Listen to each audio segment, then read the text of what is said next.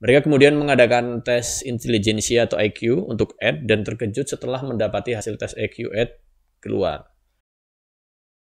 Kemudian Ed semakin tertarik dan sampai suatu saat ia diizinkan untuk ikut serta dalam interview terhadap pasien lainnya. Halo Ces, selamat datang di channel Ngompas, channel yang ngomongin apa saja. Kali ini saya bakal melanjutkan kasus Ed Kemper ya. Dan ini adalah video part keduanya, di mana video part 1 linknya saya taruh di deskripsi gitu ya, biar kalian relate dengan part kedua ini. Saya sarankan kalian tonton dulu video part 1-nya sampai habis. Di video part 2 ini saya bakal bawain perjalanan Ed pada saat persidangan dan pasca persidangan pada saat ia masih berusia 15 tahun gitu. Bisa dibilang part 2 ini adalah perjalanan hidup Ed pada saat dia masih kecil, dan saya nggak mau spoiler tentunya, pastinya tonton aja video ini sampai habis. Saya sendiri belum tahu nih Ces, apakah saya bakal bikin part berikutnya atau pembahasan habis di part ini gitu ya. Sekali lagi tonton aja video ini sampai habis Ces. Tapi sebelum itu, sebagai bentuk dukungan buat channel ini, silahkan tekan tombol subscribe dan nyalakan loncengnya pastinya, biar kalian selalu dapat update video-video terbaru dari channel ini. Mari kita mulai pembahasan detail kasus ini. Tapi sebelum itu, seperti biasa, mari sama-sama kita simak intronya dulu, Ces.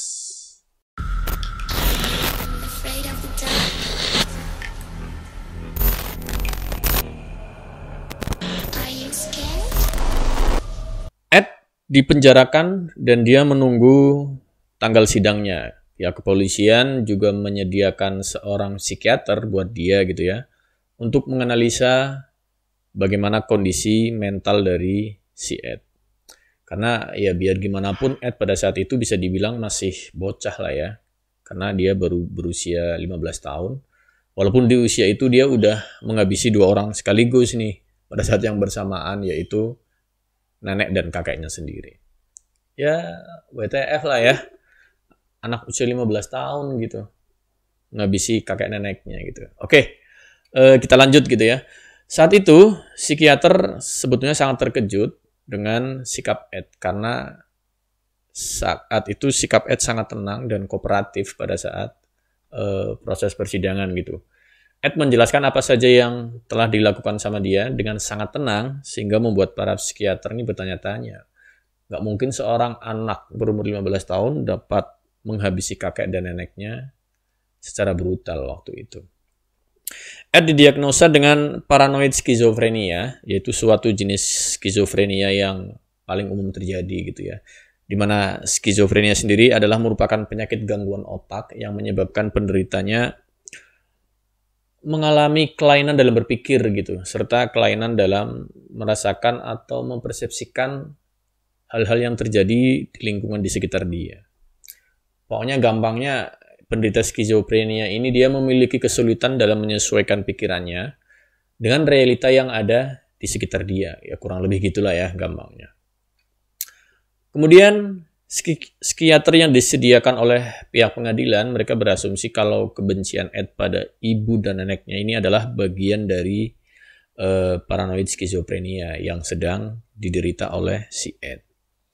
Semua bukti yang ada cukup untuk menyatakan kalau Ed memiliki gangguan jiwa. Ed dinyatakan gak bersalah atas dasar ketidakwarasannya dan dia dijatuhi keputusan untuk segera mungkin dia masuk ke rumah sakit jiwa di atas Kadero. Pokoknya dia gak dinyatakan bersalah gitu ya. Kemudian perilaku Ed sendiri di rumah sakit jiwa pada saat itu membuat para dokter bertanya-tanya ya, dan merasa ada sesuatu dokter merasa ada sesuatu di balik si remaja pembunuh ini gitu ya. Mereka kemudian mengadakan tes intelijensia atau IQ untuk Ed dan terkejut setelah mendapati hasil tes IQ Ed keluar. Ed mencapai nilai IQ atau skor IQ sebesar 136, di mana rata-rata IQ orang pada umumnya adalah 100 gitu ya. Dan sebagai info aja nih, hanya ada sekitar 2% dari populasi di dunia pada saat itu yang memiliki IQ di atas 130 dan Ed adalah salah satunya. Ini berarti adalah Ed orang yang jenius, bisa dibilang gitu ya. Setelah beberapa bulan, EQ Ed kembali diuji. Kali ini hasilnya lebih mencengangkan karena skornya mencapai 145. Dan lagi-lagi nih Jess, pada saat itu hanya ada 0,5% dari populasi dunia yang memiliki IQ sebesar itu gitu ya. Dan lagi-lagi Ed salah satunya, kalian bisa bayangin. Ed semakin membuat para dokter ini kebingungan karena pasalnya penderita paranoid skizofrenia ini ya normalnya mereka nggak mampu mengorganisir pola pikir mereka untuk mengikuti tes apapun, termasuk di dalamnya adalah tes EQ. Tapi ternyata Ed bisa, bahkan dengan skor nilai yang mencengangkan gitu ya. Kemudian dalam sebuah studi yang dipublikasikan, studi ini judul publikasinya adalah Intelligence Question and Neuropsychological Profile in Patient with Schizophrenia and in Normal Volunteer. Ya kurang lebih kalau diterjemahin ya IQ dan profil neuropsikologis dari para pasien dengan skizofrenia dan pada para sukarelawan normal. Ini studinya menyatakan bahwa bahkan seorang jenius dengan skizofrenia ini mereka memiliki kesulitan dan gangguan untuk berpikir jernih. Nah ini yang membuat dokter bingung nih ya. Orang dengan skizofrenia harusnya nggak bisa berpikir jernih, tapi si Ed bisa ikut tes EQ 2 kali bahkan hasilnya mencengangkan gitu ya. Hasil EQ Ed yang tinggi kemudian sangatlah nggak mungkin menurut studi ini jika ia emang benar menderita paranoid skizofrenia. Para dokter yang ada pada saat itu kemudian mulai fokus pada Ed ya. Ed sama sekali nggak menunjukkan adanya tanda-tanda menderita skizofrenia seperti delusi, kemudian halusinasi, dan berbicara yang nggak jelas gitu, dan lain-lain lah. Intinya, menurut ciri-ciri itu, Ed bukan penderita skizofrenia. Intinya gitulah ya. Dokter di sana kemudian berkesimpulan kalau psikiater sebelumnya ini salah mendiagnosa Ed. Jadi, dokter kesimpulan, oh berarti psikiater sebelumnya salah nih mendiagnosa Ed. Harusnya dia nggak skizofrenia. Setelah beberapa pertimbangan dan pemeriksaan, akhirnya Ed didiagnosa ulang dan nama penyakitnya adalah dia memiliki gangguan kepribadian pasif agresif gitu. Atau bahasa bulenya personality trait disturbance pasif agresif type ya. Jadi gangguan ini adalah gangguan kepribadian pasif agresif. Ya, gampangnya atau singkatnya adalah ketika seseorang disuruh melakukan sesuatu yang nggak ia suka gitu ya. Atau disuruh oleh orang yang nggak dia suka, ia akan setuju, tapi nggak akan melakukannya sama sekali. Jadi, dia disuruh sama orang yang nggak dia suka. Dia setuju, cuma dia nggak bakal melakukan. Nah, kurang lebih kayak gitulah. Lalu ketika dikonfrontasi, ia akan memiliki banyak alasan. Nah, ini ciri-ciri berikutnya gitu ya. Selain itu, penderita gangguan ini senang sekali mengeluh dan menyalahkan orang lain dan lingkungan sekitar atas semua hal yang terjadi pada dia gitu, pada diri mereka. Dan diagnosa baru ini lebih baik daripada diagnosa paranoid skizofrenia sebetulnya gitu ya. Kriminal dengan gangguan skizofrenia ini akan lebih susah untuk diobati, tapi penderita gangguan kepribadian pasif agresif ini dapat diatasi secara perlahan. Jadi ada harapan lah untuk si Ed ini. Para psikiater kemudian optimis kalau mereka dapat menyembuhkan Ed, dan Ed menyadari hal itu dan berpikir kalau ia akan dibebaskan. Kalau ia menunjukkan adanya progres atau kemajuan yang semakin baik. Kemudian Ed setuju untuk menjalani pengobatan dan ia sangat kooperatif di setiap saat gitu ya, pada setiap fase pengobatan. Ketika dokter berpikir kalau mereka membantu Ed untuk menyembuhkan dan menghilangkan pikiran-pikiran kasar, tapi pada faktanya adalah Ed malah belajar untuk menyembunyikan pikiran dan niat jahatnya. Tapi Ed terus saja memiliki fantasi tentang kekerasan seksual dan pembunuhan gitu. Ed memanipulasi orang-orang di sekitarnya. Ia membuat dirinya terlihat sebagai tahanan yang baik dan patuh gitu ya, atau istilahnya adalah model prisoner ya, kurang lebih gitulah. Jadi ya tahanan teladan gitulah. Ed kemudian diberikan pekerjaan untuk mengisi waktunya. Ia ditugaskan untuk mengantar berkas-berkas interview dan mengorganisirnya sebelum berkas-berkas tersebut diantar ke ruangan di seluruh bagian rumah sakit. Pada saat itu, Ed sendiri mengaku kalau ia nggak seharusnya membuka isi berkas tersebut, tapi ia memanfaatkan pekerjaan yang diberikan kepadanya untuk mencurangi sistem yang ada pada saat itu. Ed mulai membaca berkas yang ada dan menghafalnya satu persatu. Ia akan membaca pertanyaan-pertanyaan yang diberikan psikiater, kemudian ia juga akan memeriksa atau mencari tahu ya nota psikiater itu untuk mengetahui jawaban apa sih sebetulnya yang disukai para dokter dan jawaban mana yang enggak disukai para dokter. Intinya dia nyari tahu proses tes psikotes itu seperti apa gitu dan jawaban apa yang disukai oleh psikiater gitu. Ed nggak menggunakan kepintarannya untuk memahami dirinya sendiri, tapi ia malah menggunakannya untuk memahami lingkup psikologi. Jadi dia kayak semacam belajar ya ilmu psikologi baru pada saat itu. Dan menurut saya disinilah kelihatan kalau Ed ini emang orang yang jenius dengan IQ 145 gitu ya. Bayangkan aja untuk usia anak-anak pada saat itu ia sudah punya pemikiran, tanda petik pemikiran jahat atas kepercayaan yang diberikan kepada dia pada saat itu gitu. Kemudian Ed semakin tertarik dan sampai suatu saat ia diizinkan untuk ikut serta dalam interview terhadap pasien lainnya.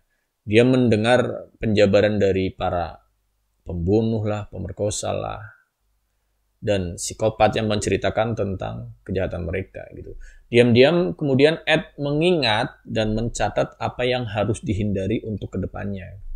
Salah satu yang ia pelajari dari seorang pelaku pemerkosaan adalah lebih baik kamu bunuh korbanmu karena untuk menghilangkan satu-satunya saksi yang dapat melaporkanmu kepada polisi gitu. Intinya ketika kamu jadi pelaku pemerkosa ya udah kamu langsung bunuh aja korbanmu karena ia satu-satunya saksi yang akan bisa melapor ke polisi. Itu yang dipelajari Ed pada saat itu. Ed semakin tertarik dengan pola pikir para kriminal ya karena perilaku Ed yang semakin memuaskan, kemudian ia diizinkanlah untuk menjalankan tesnya dia sendiri. Kemudian Ed membuat salah satu skala spesifik yaitu over hostility scale, yaitu sebuah pengukuran tentang sejauh mana sih seorang dapat bersikap antagonis secara terbuka terhadap mereka yang ada di sekelilingnya. Psikiater di sana memuji progres yang ditunjukkan Ed, kemudian para dokter bahkan menyuruh Ed untuk bergabung dalam namanya JC. Ini adalah sebuah organisasi yang ditunjukkan untuk para remaja untuk kegiatan leadership training, dan Ed bergabung dalam grup tersebut. Kalian bisa bayangin, seorang psikiater aja terkecoh gitu kan sama kepintaran si Ed. Ketika Ed berusia 20 tahun, sekitar 5 atau 6 tahun setelah ia dinyatakan bebas ya dan dirawat di rumah sakit, para dokter yang menanganinya percaya kalau ia udah berubah. Ya, tapi ada satu hal nih yang gak berubah dari Ed, yaitu kebencian dia kepada ibunya. Dan Ed gak ingin kembali tinggal bersama dengan ibunya. Ini apa ya? Kebencian Ed ke ibunya ini bisa dibilang udah sampai ubun-ubun nih, Ces. Kalau kayak gini berarti ya. Ketika dia dinyatakan bebas, ya, ia nggak dapat melakukan apapun sebetulnya karena selama ini ia kan menjadi seorang tahanan dan ayah dan saudaranya pun nggak mau dan nggak bisa menerima Ed di tempat tinggal mereka yang baru. Bahkan nih, Ces, ibunya ternyata udah nikah lagi nih untuk yang ketiga kalinya. Sebenci-bencinya Ed pada ibunya, ia mengaku kalau jauh di dalam lubuk hati dia sebenarnya ia ingin sekali mendapat perhatian dan kasih sayang dari seorang ibu. Dia berharap kalau kegagalan dalam pernikahan dan pindah ke tempat yang baru dapat mengubah sikap ibunya. Bayangnya dia gitu, dia udah pindah rumah, ganti suami, dia berharap ibunya udah berubah. Tapi ternyata hubungan Ed dan ibunya ya nggak ketebak juga gitu ya, karena emang ibunya ini seorang misandris. Setelah Ed dibebaskan dan kembali tinggal bersama ibunya selama berbulan-bulan, ia dan ibunya menjalin hubungan yang sehat lah dan gak ada konflik apapun pada saat itu. Ed kemudian juga pada saat itu terdaftar dalam community college di areanya, tapi karena ia pernah ditahan selama 6 bulan, tanpa mengetahui kondisi di luar gitu ya. Ia terkejut atas perubahan yang menurut dia sangat signifikan terjadi di luar gitu. Ed memutuskan untuk menjadi seorang polisi pada saat itu karena ia ingin mengubah kekacauan yang ada di sekitarnya. Ia ingin memulai kehidupan yang baru bagi dia gitu ya. Sayangnya hal itu ternyata nggak terjadi. Ya, hubungan Ed dan ibunya kembali memburuk, bahkan lebih buruk dari sebelumnya. Tentunya ini kemudian berdampak buruk pada kesehatan mental Ed kembali. Hingga akhirnya fantasi-fantasi kasar dari Ed kemudian mulai tumbuh lagi gitu ya, dan menjadi semakin gelap dan ya disturbing gitulah. Dan sesegera mungkin Ed kemudian berencana untuk menghabisi ibunya. WTF banget lah pokoknya. Itu ya emang itu baru terlintas di pikirannya dia sih gitu. Oke, Ces. Kayaknya segitu dulu lah ya part 2 ini. Saya bakal bikin part 3-nya dong berarti nanti gitu ya. Di part 3 nanti saya bakal bahas korban-korban dari Ed gitu ya. Karena emang dalam perjalanannya ia terlebih dahulu menghabisi korban-korbannya sebelum pada akhirnya ia berhasil menghabisi ibunya sendiri. Ini spoiler aja sih. Sebagaimana ambisi dia yang dia impikan selama ini, dia emang ingin menghabisi ibunya. Oke, sampai ketemu lagi di part 3 nanti. Tapi sebelum saya akhiri, kalau kalian suka dengan part 2 ini, silahkan berikan komen di kolom komentar. Dan pastinya jangan lupa juga like, share, dan subscribe channel ini tentunya buat kalian yang belum subscribe gitu ya. Oke, bye.